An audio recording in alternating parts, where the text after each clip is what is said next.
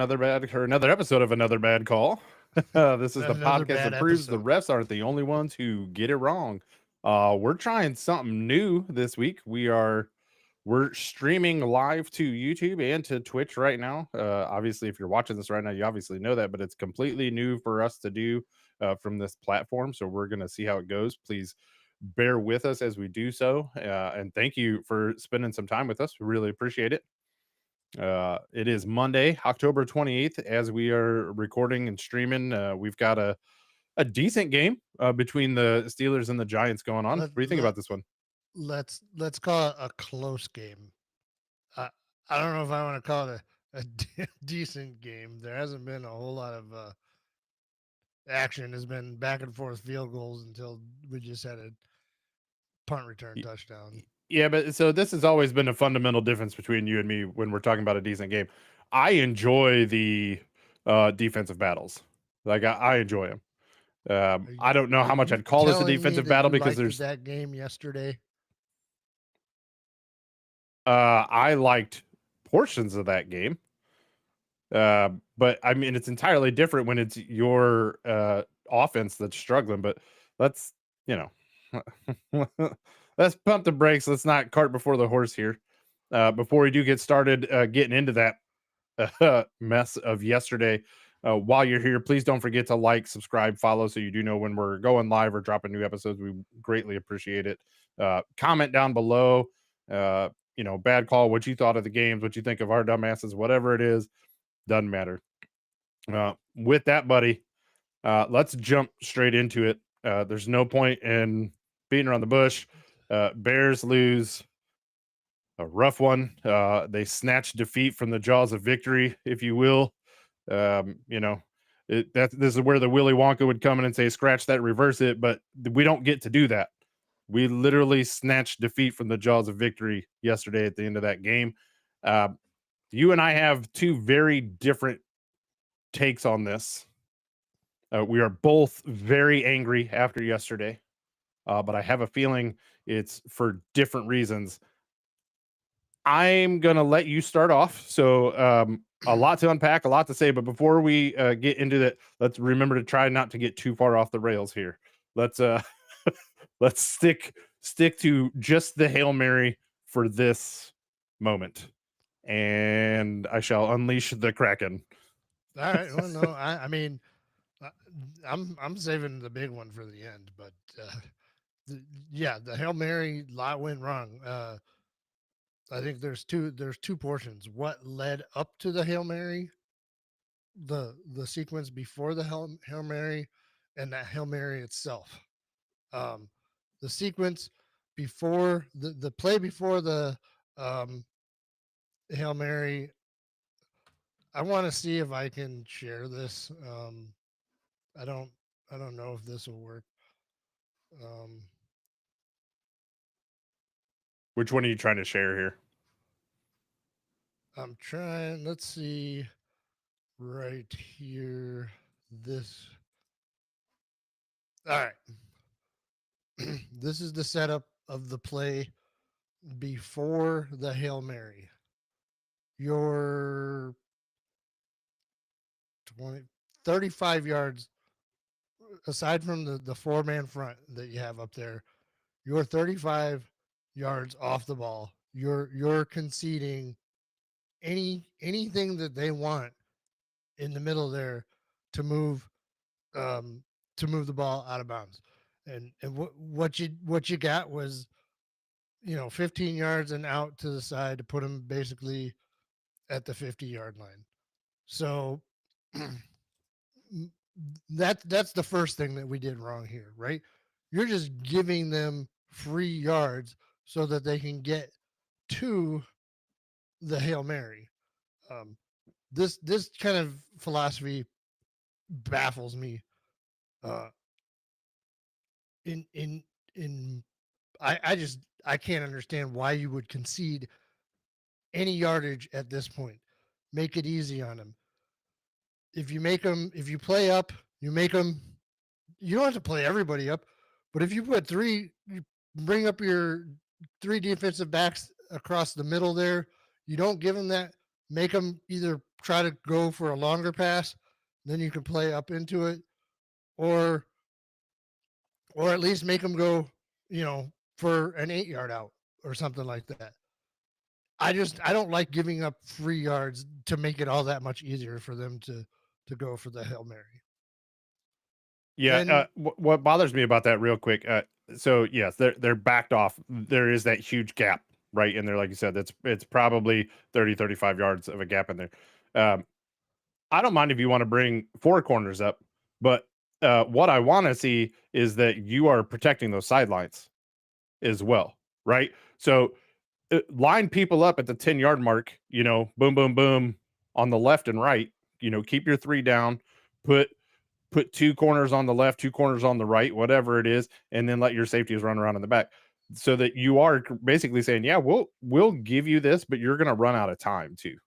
yeah, exactly. Yeah, yeah, Don't let them get to the sideline, stop the play.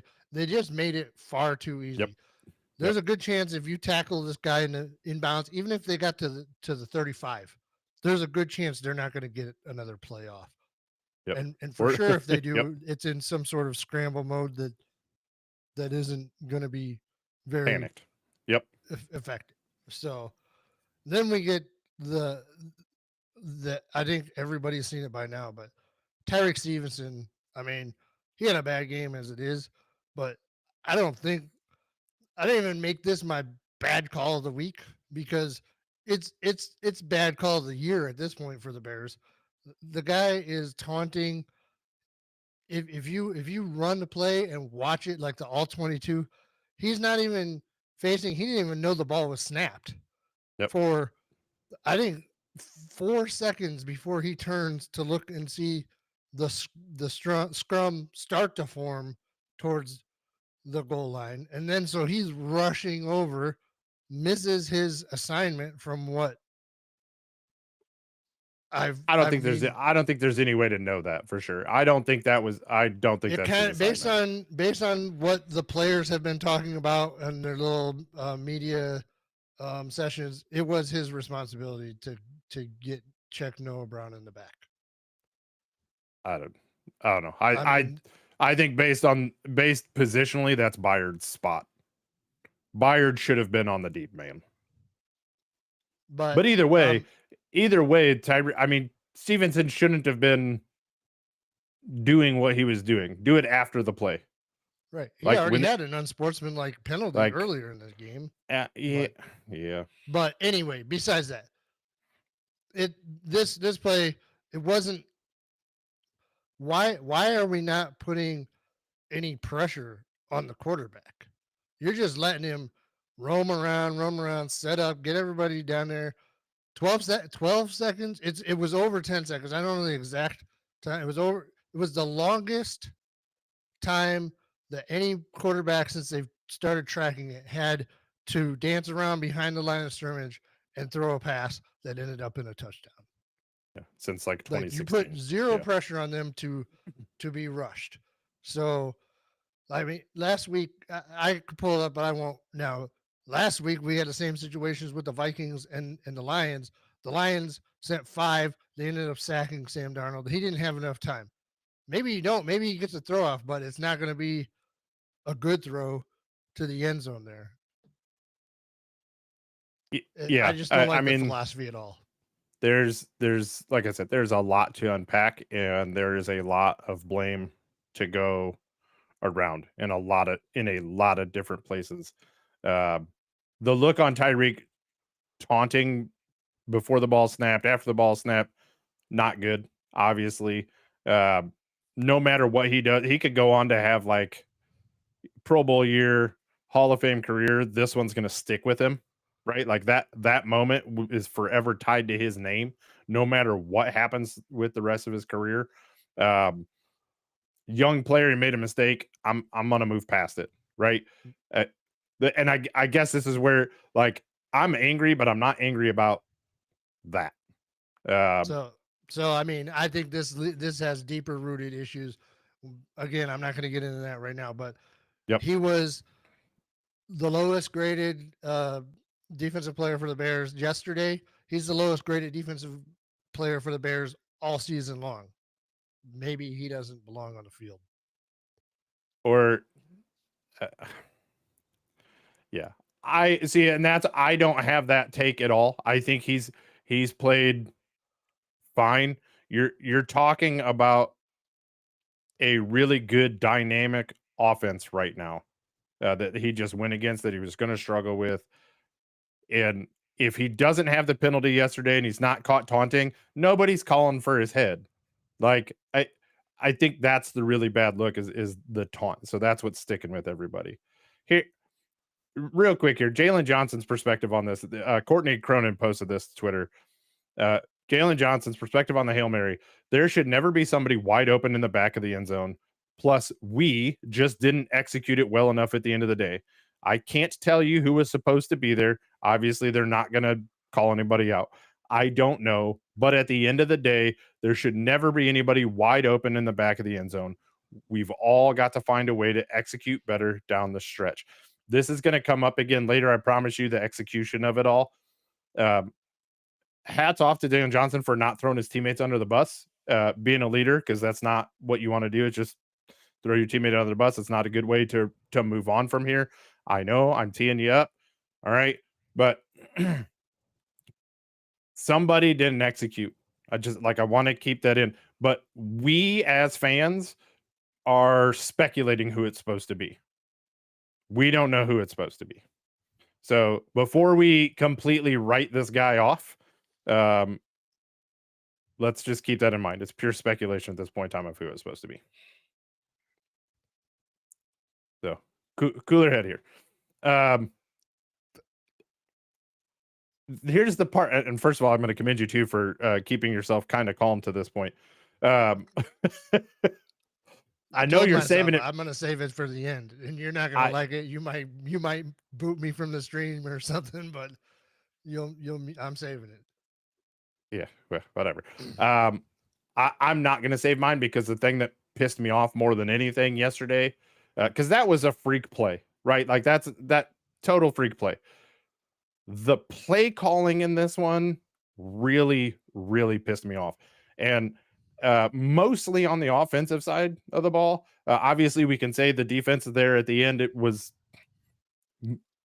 99% of the time teams are going to go into some sort of prevent at that situation. I get that. But moving on, back to the offense. I have defended Waldron basically from week one, right? Everybody's been calling for his head. And I have said, listen, each week he's made adjustments and gotten better. You know, we weren't using Cole Kmet. Week 2, we start using Cole Kmet. We weren't using Roschon Johnson. Week 3, we start using Roschon Johnson. We start clicking. We start seeing the change in how the offense is going. We go into the bye. We're feeling good. Okay, get people healthy. How are we going to come out? And we came out like it was week 1 against the Titans again. Washington's defense is not anywhere near as good as what the Titans. I mean, take out the Lions completely destroying the Titans yesterday. The Titans were the number 1 defense in the league going into yesterday.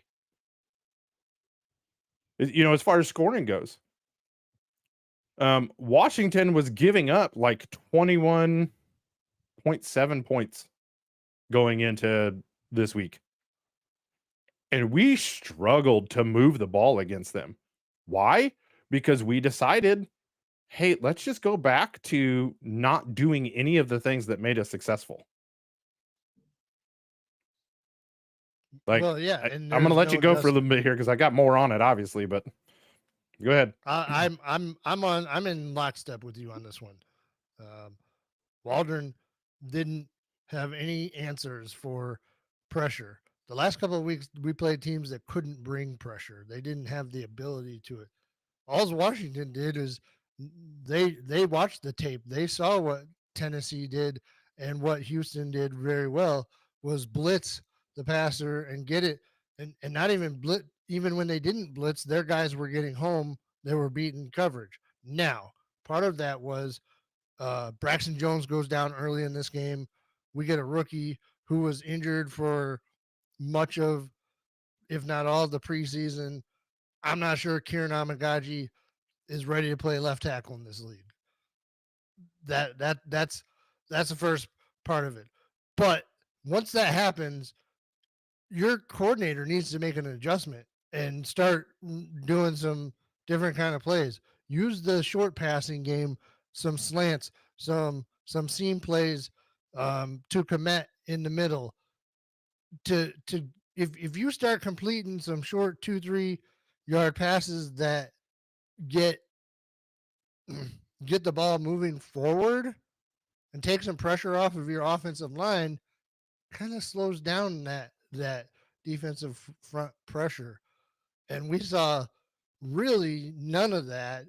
Um, I don't even. I think in the fourth quarter they started making some plays. It started when Swift started getting going a little bit. They Yep. did bust him loose and give him a couple holes, and that was a hell of a run. And we're gonna get to that, but um, Yep. we didn't adjust, and that is pretty much to me. It's on Waldron. Yeah. From 100%. next gen stats, Caleb Williams was pressured 51.6% of his dropbacks and only had 2.47 seconds time to pressure, which is the highest pressure and the least amount of time that he's had all year. Um, and and I've harped on it in previous weeks. We've been slow on every first drive. We haven't scored a touchdown on our first drive all year. Um, we've been slow out of the gate, and coming out of a bye, it's absolutely inexcusable. Yeah. I mentioned it before. Week 1 against the Titans, the big thing was like, where's Cole Kmet, right? We kept trying to force Everett into it. We kept trying to do long passes to Dunze. We weren't doing the quick hitters. We weren't using Kmet or more, honestly, the way that they should be used, especially in the beginning while you are trying to get that defense to stop just teeing off on you. And that's exactly what was happening again yesterday. National Tight Ends Day. I probably shouldn't use air quotes because those guys will kill me. But National Tight Ends Day was yesterday. 12 tight ends had touchdowns. Cole Kmet had one target that did not come until the fourth quarter. What are we doing here? He's one of your best offensive weapons, and you're just refusing to use him. It makes no sense whatsoever. Again, with the long developing plays, you notice when Caleb struggles, he starts looking for more like the home run ball, and it's always Rome. It's been the pattern week 1, week 2, and now in week 8. I understand there's that connection there, but part of it is if you read some of the next gen stats, Rome has like some of the most highest unrealized actual yardage and plays, and has one of the highest separation rates in the league. well, yeah, It's, on but actualized because there's a lot of missed throws. But again, I don't understand why we're back in that position of we're taking these plays that now take 2.5, 3.5 seconds to even develop instead of doing the quick developing plays and letting Caleb get the ball out of his hands quickly. That's where we had success. That's where they were moving the ball really well. You need to get back to that. Add on to that, you get down on the 1, you bring in Roschon Johnson, and you bring in Doug Kramer, and you try running a fullback dive with him. Okay, you want to bring Kramer in, that's fine. Make him an actual blocking fullback and let him clear a path for Roschon. If you want to run a fullback dive, use somebody like Everett at that point in time. Use somebody like Cole Kmet that is used to receiving a ball and carrying the ball in their hands. Use your personnel wisely. Put them in the best position to succeed. Like, that's not a good look for Kramer. It's not a good look for Williams. It's not a good look for Waldron. It was a stupid ass play and it shouldn't have happened. I'm okay. You want to try pulling that crap when you've scored 40 points. Okay, cool. Like, we see the Lions do all sorts of fun stuff right I now. was just gonna We've say, seen the there's a Chiefs time do all sorts of fun stuff in the past, but it's not when they're losing. there's a time and a place. There's a time and a place. Just, yeah. So absolutely. Like Whew. I'm when they got down there, I'm saying, Roshan. Oh, he's in the game. I'm excited. We're gonna do the right thing. We're gonna pound ahead with Roshan. And no. Now, was it the cleanest handoff? No, but that's what you risk when you get a non-skill Yeah. player that you're Yep. trying to get involved when you haven't put the ball in the end zone one time all day. Yep. Like it it's just like they think they're smarter, they're outsmarting themselves is what's happening. Yep. Just asinine. Absolutely, Ugh. absolutely asinine. Real quick, we did get a comment. Said, "Love your content. Joining next stream with friends." And then it's add me on Discord.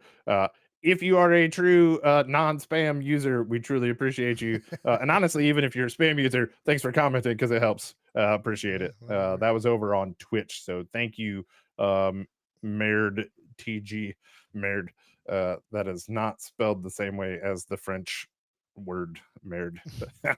That is not a good one. All right, before I start flipping my desk, let's go to some bright spots here. Like I could flip my desk anymore. Some bright Well, I spots. could, but it would be a disaster. Well, yeah, yours you could probably flip. Mine not so much. Not going to do that one. Aside from the fact there's a wall directly on the other side of this, I don't know where I'm flipping this to. Swift, DeAndre Swift looked good in this one. Um, I don't know if you're still doing the NFL all day or anybody out there does NFL all day moments. I want that moment where DeAndre Swift leaps up over somebody, kind of walks across their back. I want that one. Uh, I will openly admit that when they signed DeAndre Swift, I was like, "What are we doing? No, this is a bad thing to do." I really thought the Bears could have done better. At this point in time, maybe he could have done better because Right, right. based on what we saw yesterday and in the first couple weeks, yowzas. Well, he's Uh, getting a chance to be more of a feature back, yeah, so I'm sure that's what he was looking for. He got paid like it. That I would, I'm on the same page. yeah, I'm still not sure it was the best use of money on a position, but that that's besides the point. We are where we're at, and the successes yep, that we've had as an offense, a lot of it can be attributed to him because of some of the pop that he's shown. When he has done it, it's opened up other things for the offense. yeah. Absolutely, and he is another body that you do have to account for. He's shown a better willingness and success at running through some of the tackle lanes the that I didn't think he normally did all that well personally. So he's been doing a better job at that. Um, the other thing I want to this team they didn't shut down, which is honestly a big deal because we have a lot of tough games coming up. Uh, you're struggling for honestly 3 quarters. Uh, and honestly, probably more than that. If we're being truthful, you struggled for more than 3 quarters in this game, but both sides kept fighting all the way through this, and that has to start somewhere. That has to mean something for a team that's getting into a really rough stretch to show that kind of grit. Uh, that's where I will actually give Eberflus and the rest of the staff credit because we've seen teams give up. We've seen it. Um, Yeah, defense played really well again right up until like the last play of the game, and it was just an execution error in my opinion. Um, but yeah, they didn't give up, and I Yeah, think I mean, I would hope not. We're still we've got a winning record. They were still in the game the whole way, regardless of us not putting up points. The defense um, held Washington, that high-powered offense. They held that offense in check all day. They as uncomfortable as I get with the bend don't break, let them move between the 20s. They lock it down once we get to the red zone. Um, yeah, and Washington averaging 31 points a game going into that game. yeah, so I mean, let's. I don't think the Bears are going to get there, but I if they did, what how the tune has changed in 1 week. But if they did face off in the playoffs, I'd be right there with our chances against that team. Yeah, absolutely. I think with this defense and what we know the offense can be, um, this team can win games. This team can make the playoffs. This team can win a playoff game. Like that. That's right there. I think that's where a lot of the frustration comes in. If you were to ask a Bears fan 2 years ago about it, it wouldn't have been that like this would have been just another game. Like it'd be like, okay, yep, this was the thing. The frustration comes in because where expectations are at this point in time and what we've seen in previous weeks. So it gets really frustrating. Um, Here's the thing: you were facing adversity for, like I said, 3+ quarters, and you kept fighting, and you didn't win the game, but you found a way to get it done. You took the lead, and you had a game that you should have won. So this is where you're at now. You just lost a tough one. This is the start of your adversity. You have to decide what you're going to do with it from this point forward as a team. Are you going to go, well, there it is. That's the thing that breaks us, and you know, sit and pout about it and let it ruin the rest of your season? Or are you going to let it spark you and go, no, that's it, not again, not happening anymore, and then really start stepping on the throat when we get into these games? That's what I want to see.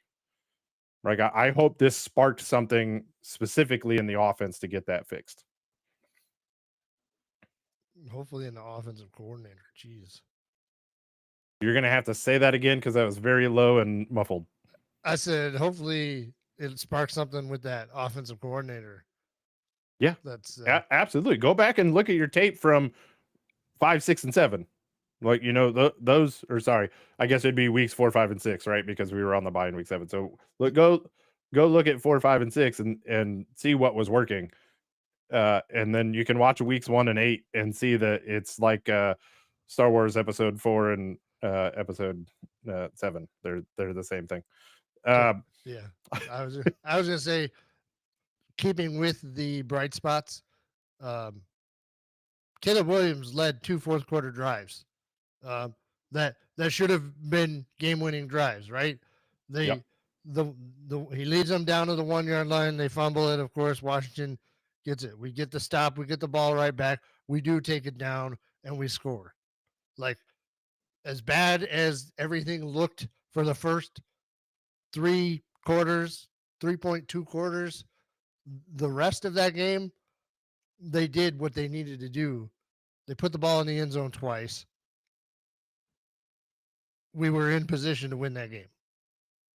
Yeah. And when you look at it, honestly, had they not uh, fumbled that ball, they not tried to do the refrigerator Perry play, essentially, had they scored a touchdown right there, and then get the stop and scored a touchdown again, that Hail Mary is not even a thing, right? So you can argue that play call was a much bigger deal than the bad execution on the Hail Mary. Can argue. I'm not going to. I'm just saying you can. All right. So let's move on to the next game, unless you got anything else to stay depressed about on this one. No. Let's talk about next week. Okay. So next week we get Arizona, if I'm not mistaken. Arizona at this point in time is averaging 22.3 points per game and giving up 25.6 points per game. So this is a winnable game. The last 2 weeks, Arizona has won on walk-off field goals. So if we could not even put them in a position for a walk-off win, that'd be great.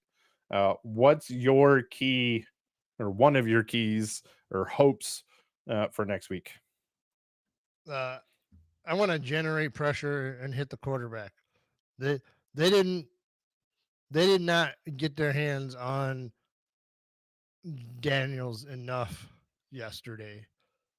They got him a couple of times, but most of those times were, when he had taken off running or something like that. They didn't close the pocket on him. I'd like to see them be able to do that against Kyler Murray a bit.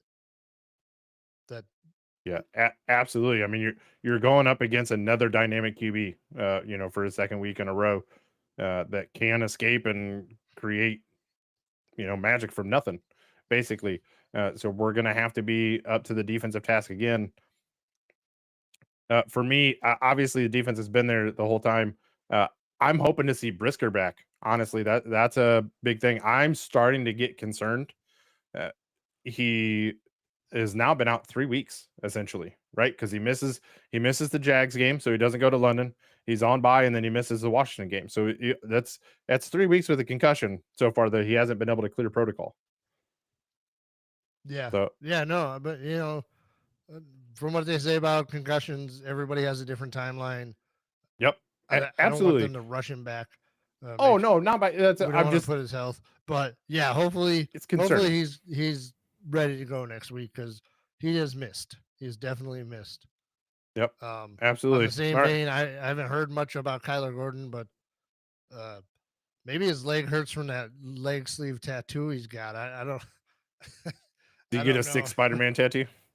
He got a full like leg sleeve done that he showed off like 5 days ago. And I'm like, man, that's a weird thing to do when you're nursing Yeah, an well. injury, but whatever. I mean, what else is he doing? He's just recovering. Why not? Yeah, Not a big I deal. guess. All right, so you want to see us get to the QB? What else do you want to see next week, or what are you hoping to see? I want our QB and our offense to put the damn ball in the end zone on the first drive of the game, at least in the first quarter. These slow starts really put you often behind the eight ball. You know, we need to come out with a game plan and execute. Yeah, 100%. And to that vein, get Komet involved early. Uh, Now, I'm not saying he's the key to your offense by any means. I don't get it twisted. I'm not saying he's Travis Kelsey, Trey McBride, Sam. I'm not going to put him up in that tier, but he is a very good asset. He is a mismatch, and it's been proven that when we use him, the Bears offense gets moving. So get him involved early, start running some quick slants or something to Moore and Allen, then start sending Rome deep, right? Get the offense clicking early, get Caleb in a rhythm, make the defense not pin their ears back and just come at you the entire game. I think that's what's going to get you that success. Sure thing. I mean, I think I might have mentioned it when we were doing some draft coverage or in the spring, when I said I wouldn't even hate if they drafted Bowers at the time, but Cole Kmet is the top 10 tight end in the NFL, and like I pointed out, the teams that win championships, the dynasties that we've had, and with the Chiefs and the Patriots, what they've had dynamic tight ends that were mismatches for the. Let's use the guy. You know, get him matched up on a linebacker. Cole Kmet's going to win. Yeah. And listen, it once you start using him and the defense knows they have to account for him, you're going to start seeing more Allen and Dunze open up a little bit. You're going to see them back off a little bit and Swift start having even more success. But if you don't use him, teams are just like, okay, he's an extra blocker. I don't have to worry about it. Right. What's the point of having these offensive weapons if you're not going to use them? I don't. It just doesn't make sense to me. So, Agreed. anyway, that's what I'm hoping to see. Hopefully, Waldron goes back to learning from his mistakes, and we'll see. I apologize for the face I just made. Rush just did one of his like deep balls that's just so pretty to watch, just drop right where it needs to be. Now I'm wanting to see Najee score. I'm at like 8:45 left to go in the fourth right now. For Yeah. those of you not Yeah. watching, Steelers 23, Giants 15. And if you're watching this and not wanting to know the score, I apologize. Too late for that one. Spoiler alert. All right, buddy. Anything else to add in before we move off of the Bears coverage here? No. Yeah. I think I'm good on this one. It's after we're done with this recording, I'm ready to hopefully flush this one out of the memory, but it's Yeah. gonna be hard. Yeah. Well, I'm gonna let you do your Tales of a Degenerate. Then I'm gonna let you just go right into your bad call of the week, so you can ramp up. Um, and then hopefully I can calm you back down with my bad call so that you don't flip anything over before we sign off. So for those of you that maybe haven't seen the pod just, or you're joining us live, Tales of a Degenerate, this is basically where we, Justin said, I'm going to point to him so I don't have to worry about my, which way is it going on the live stream here? I'm going to point to this guy so I don't have to talk about my failed gambling. But Tales of a Degenerate is Justin telling us stories about how he almost hits things Almost. on his Yeah, bets. sometimes it's So just the wall, or my would head you against almost the hit desk. this week? All right. Well, super contest picks. I was 2-3 on this week. There was a time like at the halftime points of things where things were looking really, at least decent for me. Um, the Bears weren't the greatest, but they were still in the game. I had the Lions -11 and the Browns +9, which were the ones that hit. And obviously, the Lions dominated, and the Browns won outright. But that one, I just felt that number was way too big for a divisional game, the way it was. Uh, Again, lost the Bears one on the friggin' Hail Mary, like just bad luck. Texans -5. I was a little surprised. They're struggling a little more without Nico Collins than I had anticipated. That's a divisional game too, but Anthony Richardson is just not a very good quarterback for the Colts. And then well, I took a chance on the Dolphins -3.5, thinking that they get a little spark, and it did look like they did. The offense was definitely more functional, but they squandered that against the Cardinals team that the Bears face next week. Um, the other thing I've been doing is for to score, and I why do I do this to myself? I picked 4, and then I said, you know what? I think 5 sounds even easier to hit than 4. But in reality, it wasn't that far from hitting. To be honest, Nope. James Cook hit his in his game in the afternoon game, but David Montgomery scored real quick. CeeDee Lamb scored a bunch Sunday night. But I lost on Brees Hall, who man, those Jets, they stink, but they put in Braylon Allen, who just isn't as good a running back as Brees Hall, and Braylon Allen gets a damn touchdown there. And then the one that really hurts, Saquon Barkley was running all over the damn field, and Jalen Hurts vultures not once, not twice, but 3 stinking times. And the one that third one, I almost flipped my desk. I almost got up. I was watching in the basement. It ticked me off so bad because he did really, Saquon did all that work, and it would have been, that team was already, the defense was on their heels at that point. They should have just rewarded Saquon, but no, they so frustrating. Yeah, and then Will Shipley, who hasn't done anything all year, gets a touch on the end of that. As a guy that had Jalen Hurts on the bench because I had Josh Allen starting, and I had Saquon Barkley and Devontae Smith as well, right? So I was like, all right, I'll play Josh Allen. Watching Saquon get his 12 points and Hurts score 35 because he took 3 rushing touchdowns and cost me a win this week by stealing all those. Little frustrated by that one.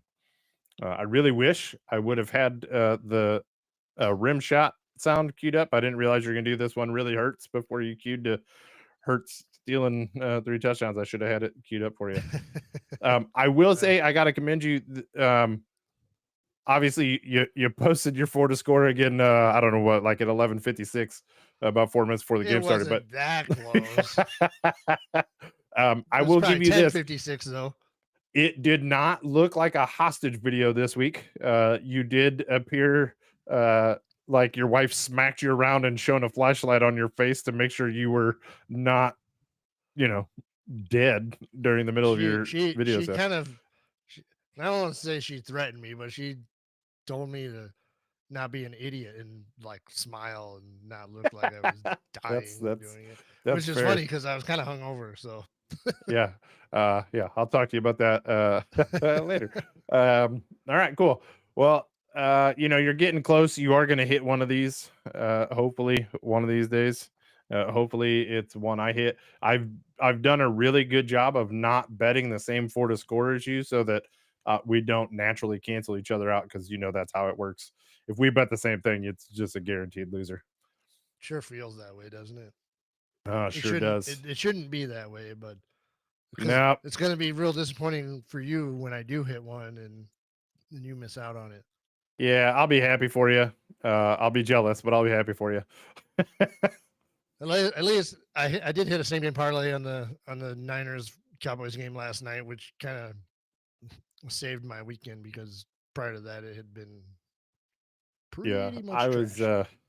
I was hoping Najee was just going to score right there down in the end zone, because that basically would have hit my SGP for this one. But anyway, let's go ahead and roll right into our bad call of the week here. Oh, he's warming up, folks. He's All right. he's warming up the bus. All right. Now, my bad call of the week goes to Matt Eberflus, and this look. I've made no secret about my feelings about him as a head coach in the past. Thought they should have parted ways in the offseason this past year. Give him a little bit of I guess I don't know, second chance here at the start of the season. But we're getting back into to more of the same. This guy as a leader is just a pile of crap. He does not take any sort of accountability for anything that goes wrong in the field. It's always, oh, I like that Doug Kramer play. I thought it was a good idea. Come on, man. Suck it up and just say, look, we should have done better there. It should have been a better call. We got to put our players in a better position than that. It's just this laissez-faire mentality that he has. His comments that he said after the game and then doubled down on the radio again today. That second to last play didn't matter. Bullshit. That mattered. It mattered a lot.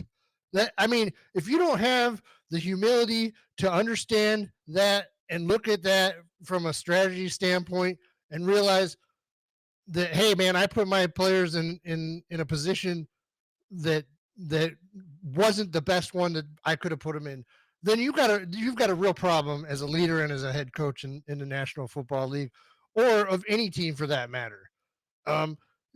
He alluded to the fact that the Hail Mary play, we coach it, we practice it all the time. It must have just been the players' fault for executing. Well, yeah, they didn't execute properly, but you know what? You could have maybe done. When you give up 15 yards, you got 3 timeouts in your pocket. Maybe you call a timeout and make sure everybody's on the same page so that they can be in the right spot, and make sure Tyreek Stevenson's head is in the freaking game and not in the stands. He's got players that have unsportsmanlike conduct penalties, and I know you guys lose their cool. It's fine. Daniel Manning has 4 freaking penalties on special teams this year. That's discipline, and discipline comes from the coaching. Daniel Hardy. This Daniel Hardy. I'm sorry. Matt Eberflus has beaten bad quarterbacks. He's got 14 wins since he's been the head coach of the Bears. I would list them all, but it takes too much time. He's beaten one good quarterback, and that's Jared Goff. In the whole 2.5 years so far, he's only got 3 wins on the road in 2.5 years, and he's 1-2 coming out of the bye. He doesn't have his team prepared at the start of the season. He doesn't have his team prepared coming out of a bye when they should be good to go and at the top of their game. I'm just sick of it. I'm sick of knowing that we have the fourth best coach in the division and knowing that we're not going to have a chance to compete at the highest level because of who we have in the leadership position. I'm done with you. Goodbye.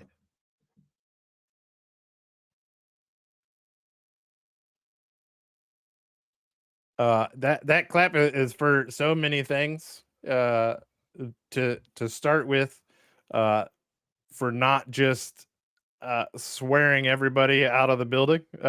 I commend you on that. I commend you on not flipping a desk. I commend you on not running out of breath on that one. Yeah. I know you don't agree with me. That's fine. Listen, no, here, because you have commented on this before, is that I don't disagree with you enough on some of these things. And here's the thing. I don't necessarily disagree with your stance on it. Like, you're obviously entitled to your opinion. I just happen to know that I can pick out usually people that have a lot of coaching experience versus people who have some coaching experience versus people who have no coaching experience. You have some coaching experience. I'm not going to say a lot. You have some coaching experience, right? I'm not going to say a lot, right? You're not in the decade range yet. I have no doubt you will get there. It's pretty close. Either you have been extremely fortunate and you have kids that listen to every single word you say, remember every word you say, and execute on everything that you say. But I can tell you, as somebody with enough experience in it, multi-decades at this point, although it has been a while since I have, that you can coach things every which way to Sunday. But at the end of the day, it is up to the athlete to execute. So the thing I will agree with you on is that Eberflus at the podium should have said, if you want to say it needs to be executed better, fine. But also say, we need to coach it better, clearly. Take some accountability for it, right? Don't completely pass the buck. But I also understand that he is a coach coaching grown men. In treating them like grown men, he should not just stand up there and be like, no, this is completely our fault. This is not on the players at all. The players screwed up. There's no twist in it. The players screwed up. And I'm okay with the coach going, look, we've coached this, we've worked this, and they messed up. But he should also say, clearly, we need to coach it better. Right? I don't expect him to get up there and die on the sword because somebody else screwed up. So. I don't want to get into a huge back and forth, but regardless, you've coached a long time, mainly individual sport athletes. Yeah.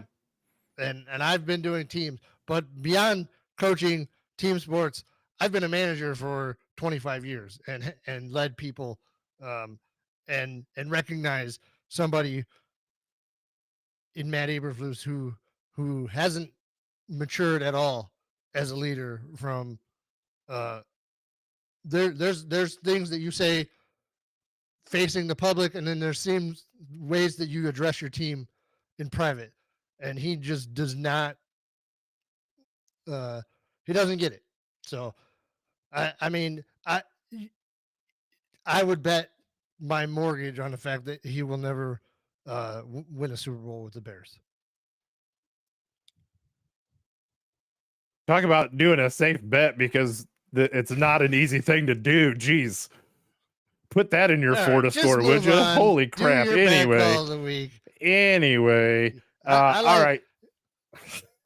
You don't like to go hard on anybody. I'm the one that's gonna go after people. That's fine. Well, okay. Well, so now when I disagree with you, now it's a problem with how I disagree with you. Man, you can't be pleased no matter what. All right. Moving on to my bad call of the week. I'm going to go back to Thursday Night Football yet again because it keeps happening. Vikings are down with less than 2 minutes left, ball on their own 5-yard line. Darnold gets tackled in the end zone, but it was a clear face mask. I'm talking clear. His head turned 90 degrees, 3 feet away from a ref, looking like a ref watching what, Poltergeist, and the girl's head turned around or whatever. Turns around, says hi to the ref with his number facing forward, and the ref is like, "Yeah, I don't know. I don't know what happened." Uh, I'm not saying it cost the Vikings the game because it was one play. Like that's not going to do it. But the safety 100% ended that game, and it shouldn't have happened. The Vikings would have gotten a 15 yards automatic first down, ball to 20, at least giving them an opportunity to tie the game. Your scoring plays are automatically reviewed, right? Because they called a safety, scoring play automatically reviewed. But the penalty part of it is not reviewable. I absolutely think this is a mistake and a bad call by the part of the NFL and officiating. Now, I'm not saying you should be able to review all penalties, right? Like, I mean, we tried the whole like pass interference, review it and go. No, no, no, no.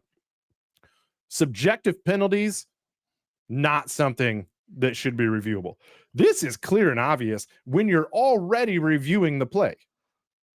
Protect the integrity of the game at all costs. You already have all these rules in place, especially around gambling, because you want to protect the integrity of the game.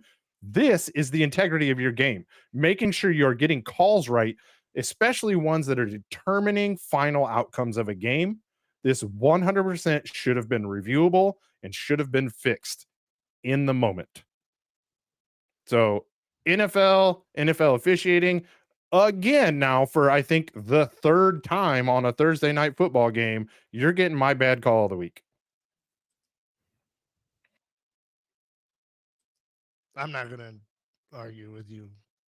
It was crap. I mean, We've seen it now. What there was happen against the Giants with Daniel Bellinger when they called the phantom face mask on him, but it was actually the other guy. What was it, 2 weeks ago? The review, the kick catch interference, where they didn't have the same camera angles as Prime, so they couldn't figure it out. And now this week you got a ref, well, more than one ref standing right in front of it, and you can't see it. You review the play and you still don't see it. What the hell's the point of you reviewing the play at that point?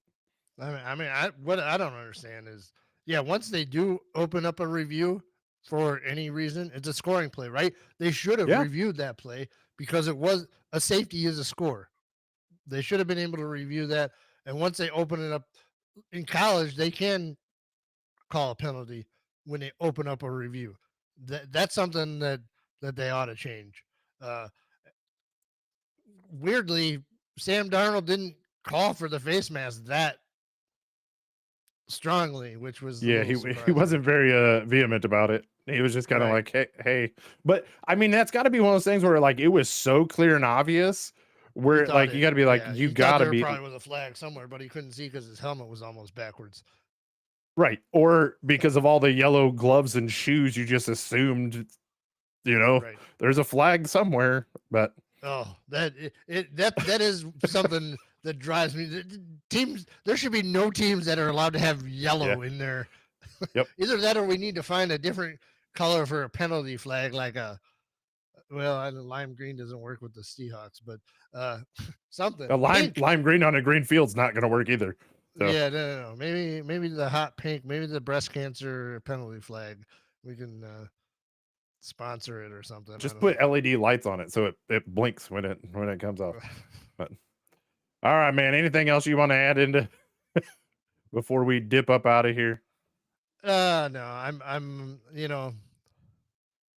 I'm frustrated because it felt like we lost our season to me yesterday. Like we fall another game behind the division there, and it feels like it might be insurmountable. But we win the next 2 games, we end up being 6-3 going into the divisional round. We know it's going to be difficult, but we have to win games on the road, right? We haven't done that, and we got a road game next week. So yeah, listen. So I kind of meant to talk about this earlier, so I'm glad you brought it up as kind of like a final thought. yesterday was rough because our expectations were like, I mean, we talked about last week. We're like, listen, we probably shouldn't do this, but we're going to count these next 3 games as wins, right? Like we knew we shouldn't do it, but we're gonna count them that way. The good news is that that game happened when it happened and who it happened against, right? We still have all of our divisional games. So we're Mhm. not out of it by any means. Like that game did not end our season, and it's up to the Bears from this point in time to decide, does that define your season or not? And that's kind of what I was talking about earlier with, they hung out, they kept battling and battling and battling throughout that entire game, as you mentioned, because they're still in it. Well, here you are. Your season is not dead yet. Learn from it and keep pushing through, because if you can keep fighting the way you did in that game, except actually play the last 10 seconds of it, you've got a good chance of being in the playoffs, playing some meaningful football come into the season.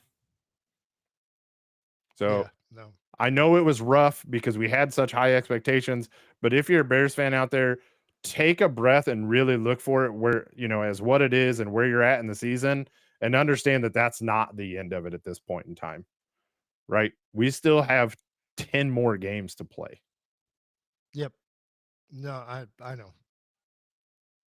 No. And honestly, if we can win 7 out of those 10, It, 6 it, out of it those, 7 out of 10 listen, is a tall task. yeah, let me finish. I mean, if you go 5 out of 10, 6 out of 10, 7 out of 10, you're going to forget a lot of things, and we're going to look at this as a winning season, right? If you thought we were going to the Super Bowl this year, sorry, you're probably a little delusional. Like I don't know what else to tell you. Let's see that we can keep building and stacking, and I'll be happy. But, all right. Hey, doing this live thing's kind of fun. It's a little bit different energy. I think maybe we'll try it again next week. Yeah. If you stuck around, you stopped in, thank you. We appreciate you. Again, please be sure to hit that like, subscribe, follow so that you know when we do this. Hopefully we'll try to keep doing this live thing going. And until next time, try to avoid making another bad call.